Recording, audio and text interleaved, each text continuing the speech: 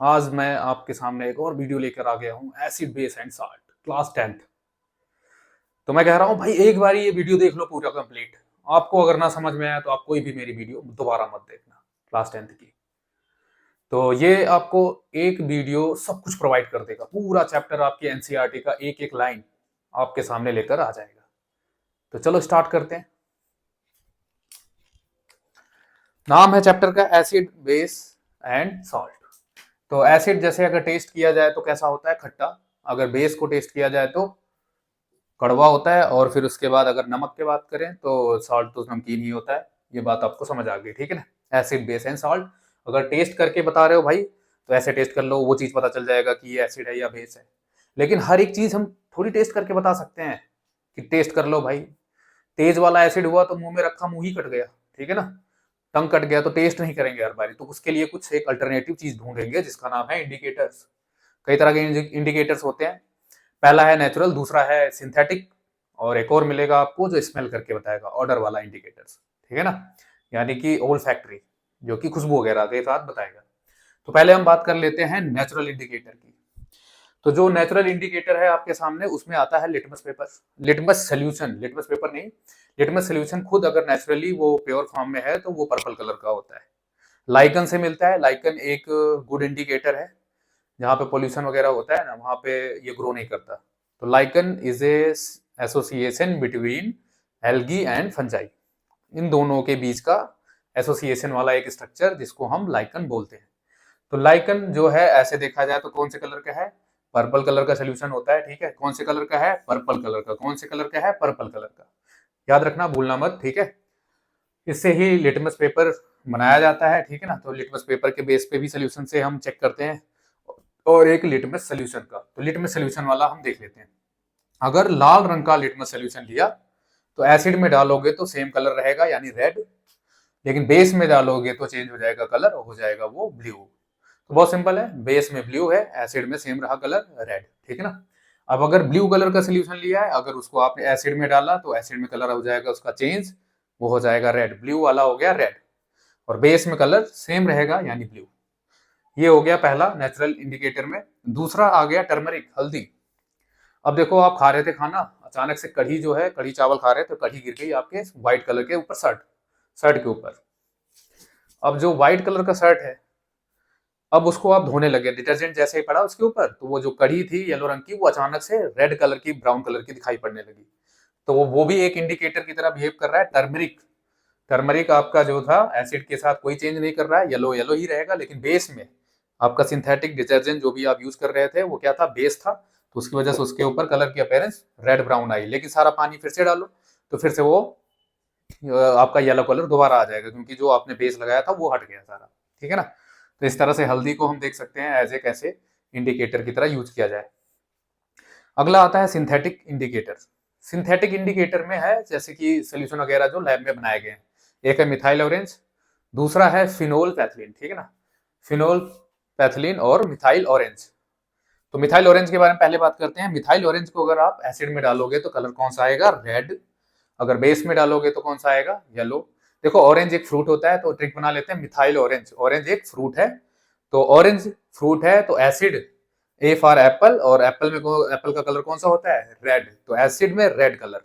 फिर उसके बाद बी से बनाना, बनाना का कलर येलो। तो सब फ्रूट के बारे में बात करेंगे तो वो है मिथाइल ऑरेंज। अगला आता है फिनोल पैथिलीन, वो कलरलेस सोल्यूशन होता है स्टार्टिंग में ही, ठीक है ना। पी से पी याद रखेंगे, ठीक है।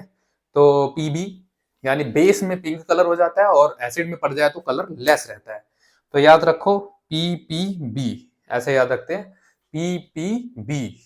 क्यों पी पी ए क्यों नहीं लिखा, तो इसमें ऐसे याद रख सकते हैं, पी से जैसे पिंक कलर आया तो पिंक। अब ये देखो अल्फाबेट ऐसे मैं जोड़ लेता हूँ जैसे कंफ्यूजन हो जाए, तो पी और एक बार पी और उल्टा जोड़ दिया मैंने, तो इस तरह से मान लेते हैं पी पी, तो ये जैसा बी हो गया। तो बेस में हम कलर चेंज करेंगे और उसमें नहीं चेंज करेंगे। तो ये वाला आ गया फिनोल बेथलीन, इज कलरलेस। और एसिड में कलरलेस रहता है, लेकिन बेस में कौन सा कलर देता है, बेस में देता है पिंक कलर। अब आता है ओल फैक्ट्री, जो सूंघने से होगा। देखो भाई एसिड जो होता है ना, बहुत ज्यादा हीट वाली जनरेशन। जैसे आप किसी चीज को डालते हो तो हीट जनरेट होती है। एसिड से क्या जनरेट होता है, हीट जनरेट होता है। तो हीट जनरेट होगा तो ज्यादा एनर्जेटिकली एनर्जी, वही चीज ज्यादा रिलीज होती है, तो उससे चीजें चेंज करती हैं, बदलती हैं। बेस में कोई बदलाव नहीं आएगा, चेंज नहीं आएगा, बट एसिड में आएगा। तो जैसे मान लो आपने ऑनियन ऑल्फैक्टरी के लिए यूज किया, प्याज को आप डालोगे छिलके को एसिड में, तो एसिड जो है जैसे उसको डिकम्पोज करने लगेगा तो उसका जो फ्रेग्रेंस या खुशबू स्मेल जो है प्याज का वो तेजी से फैल जाएगी, लेकिन बेस में उसका डिकम्पोजिशन नहीं होता, इसलिए स्मेल कम हो जाएगी, आएगी ही नहीं। सेम इसी तरह से हम अगर मान लेते हैं क्लोव, क्लोव को अगर हम डाल दें, ठीक है, क्लोव वाले को अगर हमने डाल दिया, फिर उसके बाद क्या होगा, तेज पत्ते को जैसे डाला उससे उसकी खुशबू बढ़ जाएगी तेजी से, क्या होगा, तेजी से उसकी खुशबू बढ़ जाएगी, ठीक है। और अगर आप बेस में डालोगे तो कुछ नहीं होगा, कोई कलर ज्यादा नहीं आएगा, ठीक है, मतलब कलर नहीं, कोई स्मेल ज्यादा नहीं आएगी। अगर हम बात करें फिर अगला, अगला कौन सा है अपना, अपना अगला है वेनिला। वेनिला का भी सेम कंसेप्ट है, एसिड में डालोगे तो स्मेल बढ़ जाएगी, अच्छी स्मेल आएगी आपको, अदरवाइज बेस में डालोगे तो कम हो जाएगी या आएगी ही नहीं, ठीक है ना। इसके बाद हम कुछ पत्ते भी यूज करते हैं फूल के, जिनको हम एसिड में डालते हैं तो किस तरह का कलर आता है। अगर वो एसिड में डालते नहीं है, वो फूल जब एसिडिक सॉइल में ग्रो करते हैं तो उनका कलर कुछ अलग आता है और बेसिक में कुछ अलग आता है। तो इधर एग्जांपल में एनसीईआरटी में लिखा है हाइड्राजीना, एक लिखा है हाइड्राजिया पेटोनिया और geranium, हाइड्राजिया petunia and geranium, हाइड्राजिया petunia और जेरानियम। तो ब्लू कलर देता है ये एसिड में, रेड कलर देता है इस एसिड में पेटूनिया भी, और ऑरेंज कलर देता है जेरेनियम, ऑरेंज रेड कलर देता है एसिड में। तो ये फ्लावर पेटल्स के कलर को देखकर बताया जाता है मिट्टी का नेचर क्या है, एसिडिक या बेसिक। ये देखो ब्लू रेड ऑरेंज ये सब कलर जो आ रहे हैं ये एसिडिक सॉइल में आ रहे हैं। अब हम एसिड बेस की जो केमिकल रिएक्शंस हैं उनको परफॉर्म करेंगे, ठीक है ना। पहले उससे पहले एक इंपॉर्टेंट जानकारी जो आपको बहुत मदद करेगी, ठीक है ना। जब भी कभी मेटल आएगा तो समझ जाना वो क्या बनाता है, मेटल बनाता है बेस। और नॉन मेटल आएगा तो क्या बनाएगा भाई, नॉन मेटल आएगा तो क्या बनाएगा, नॉन मेटल आएगा तो बनाएगा एसिड। इससे आपके सारी प्रॉब्लम दूर होंगी, ठीक है ना। जब भी बच्चे अगर पढ़े एसिड बेस एंड सॉल्ट तो पहले याद रखें मेटल क्या बनाता है, बेस, और एसिड क्या बनाता है, नॉन मेटल से बनता है, ठीक है। मेटल बनाता है बेस, नॉन मेटल से बनता है एसिड। तो यहाँ पे केमिकल रिएक्शन परफॉर्म करनी है, तो चलो पहली रिएक्शन पे काम करते हैं। एसिड और मेटल, एसिड और मेटल, एसिड और मेटल क्या बनाता है, बेस, दोनों रिएक्ट करेंगे तो क्या बनेगा। तो भाई यहाँ पे सिंपल सी बात है, सॉल्ट बनेगा पहले तो, सॉल्ट प्लस, देखो सॉल्ट बन जाएगा और क्या बन जाएगा, और बन जाएगा हाइड्रोजन गैस। कौन सी चीज बन जाएगी, हाइड्रोजन गैस। अगर ऑक्सीजन का सोर्स होता है इन दोनों में तो ऑक्सीजन की वजह से पानी बन जाता, लेकिन यहाँ पे ऑक्सीजन नहीं है। एसिड में अगर आप एक एग्जांपल लिखना चाहे, जैसे मान लो HCl लिख दिया, प्लस मेटल में लिख दो सोडियम, तब आपका क्या बना यहाँ NaCl। देखो ये दोनों तो कंबाइन हो गए, ठीक है, Cl और Na, और हाइड्रोजन गैस आपकी जनरेट हो गई, ठीक है। ऑक्सीजन होता तो फिर मैं वाटर बना देता। तो यहाँ पे अब आते हैं इस वाले केस में, देखो बेस, यानी बेस मैंने और मेटल को रिएक्ट कराया तो फिर से यहाँ पे सॉल्ट और हाइड्रोजन गैस बनेगी। अब कहोगे कि यहाँ पे सर बेस में तो है, ओ ग्रुप है, बट फिर भी हमने क्यों नहीं किया ऐसा, देखो ध्यान से। सिंपल अकेला मेटल है तो वो फिर से सॉल्ट बनाना चाहता है, और सॉल्ट के लिए एक नेगेटिव चीज चाहिए, यानी एक नेगेटिव आयन चाहिए, नेगेटिव आयन यानी नॉन मेटल चाहिए। तो मैं अगर बेस ले लेता हूँ NaOH प्लस, यहाँ पे ले लेता हूँ जैसे जिंक मेटल। तो इस वाले केस में जब आप रिएक्शन कराओगे तो क्या लिखोगे यहाँ पे लिखोगे NaZnO, और यहाँ पे देखो बैलेंस करने के लिए इसके ऊपर +1 चार्ज, इसके ऊपर होता है +2, कुछ नहीं पता तो +2 रखो, डी ब्लॉक एलिमेंट्स होते हैं, और ऑक्सीजन के ऊपर -2। अब ये ऑड नंबर इसमें जो है उसको 2 से मल्टीप्लाई कर दिया, क्योंकि इवन बन जाए तो ये Na2 जितने से मल्टीप्लाई किया उधर लिख दो, और ये अब हो गया टोटल चार्ज 2 और 2 4। अब यहाँ पे भी 4 करना है तो यहाँ 2 लगाया, तो यहाँ पे Na2ZnO2 बन गया, प्लस कौन सी गैस जनरेट हो जाएगी, हाइड्रोजन गैस। अब देखो यहाँ पे ऑक्सीजन यूज हो गया, अगर हम ऑक्सीजन नहीं लगाएंगे तो सॉल्ट फॉर्मेशन नहीं होता, इसीलिए इस वाले केस में पानी नहीं बना। मेटल कार्बोनेट और मेटल हाइड्रोजन कार्बोनेट को अगर एसिड के साथ रिएक्ट कराया तो क्या होगा, मेटल कार्बोनेट हो या मेटल बाइकार्बोनेट हो या इसको हाइड्रोजन कार्बोनेट भी बोलते हैं, इन दोनों को ही रिएक्ट करा दो तब भी आप एक ही चीज बनाओगे हमेशा, सॉल्ट। दोनों के केस में सेम है, सॉल्ट प्लस क्या बनेगा, CO2 जनरेट होगी क्योंकि CO2 का सोर्स है वहां पे, और क्या बनेगा यहाँ पे, तो H2O। अब देखो यहाँ पे ये वाला ज्यादा ऑक्सीजन रख रहा है और नॉन मेटल भी है इसके साथ, एक कार्बन का भी है, ऐसे इस तरह से काम चल जाएगा। एसिड से भी नॉन मेटल मिलने वाला है, इसीलिए ये वाटर दे पाया। इस वाले केस में वो चीज नहीं थी, तो यहाँ पे ये चीज बन जाएगी। अब इसका एग्जाम्पल लिख लेते हैं, कोई भी एक एग्जाम्पल लिख लेते हैं, ठीक है। यहाँ पे मैं जैसे एक एग्जाम्पल बताता हूँ आपको, sodium carbonate Na2CO3 plus HCl इन दोनों को रिएक्ट कराया। HCl इज एसिड, तो इन दोनों को रिएक्ट कराते ही NaCl plus CO2 plus H2O बन जाएगा। बैलेंस कर लेना आप, ठीक है। यहाँ 2 हैं तो 2 से मल्टीप्लाई कर दो और इसको 2 लगा दो। अब तकरीबन ये बैलेंस हो गया। अब कार्बन डाइऑक्साइड, ठीक है, बैलेंस है, तो ये वाली चीज बन जाएगी। इधर से भी वही सेम है, यहाँ पे NaHCO3 प्लस HCl, इस तरह के एग्जाम्पल लिख लो, और यहाँ से फिर से NaCl प्लस CO2 और H2O जनरेट हो जाएगा।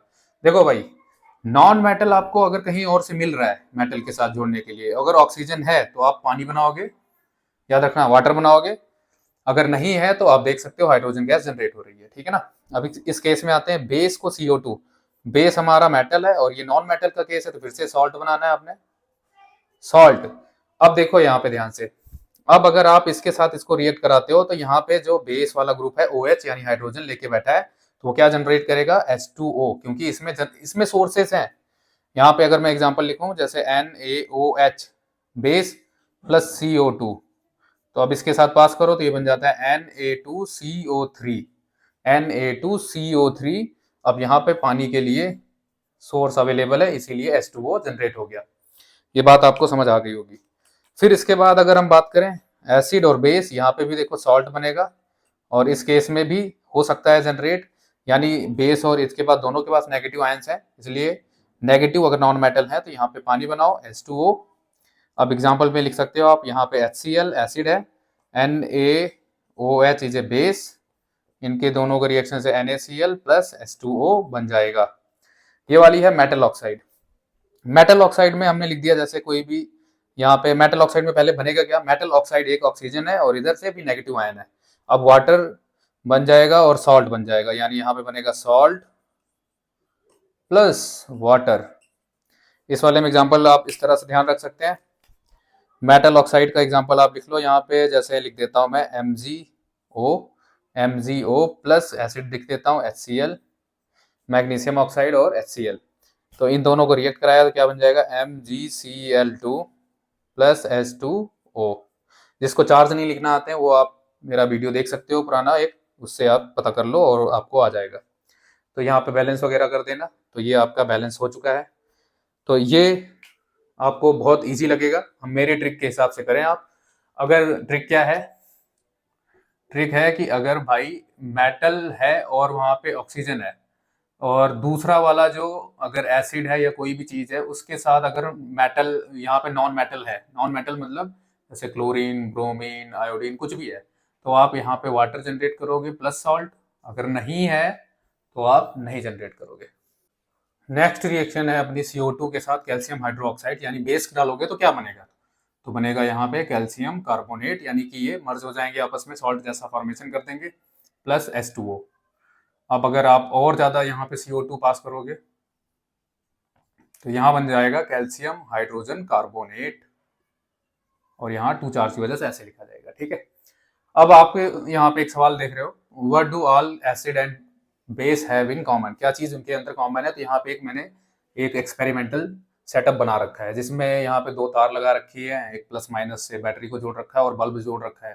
तो हम बारी बारी से इसमें सोल्यूशन डालेंगे। पहला हम डालते हैं, कोई भी पानी डाल देते हैं जो प्योर वाटर हो, ठीक है ना, जिसके अंदर कोई भी चीज की इम्प्योरिटी ना हो। तो जब पानी डालते हैं तो इसके अंदर जो बल्ब है, यहाँ पे मैं लिख देता हूँ बल्ब, किसमें ग्लो करेगा किसमें नहीं, तो इसमें कोई रिस्पॉन्स नहीं आया, यानी बल्ब नहीं चला। तो इसका एक रीजन सिंपल सा है कि ये इलेक्ट्रोलाइट्स टूटते नहीं है, क्योंकि यहाँ पे कोई आयंस वगैरह जनरेट नहीं होगी, जिसकी वजह से ये सर्किट कंप्लीट ही नहीं होगा। यहाँ पे आयंस होते तो ये इधर आता और ये इधर जाते तो एक सर्किट कंप्लीट हो जाता, क्योंकि यहाँ से तार टूटी हुई है ना।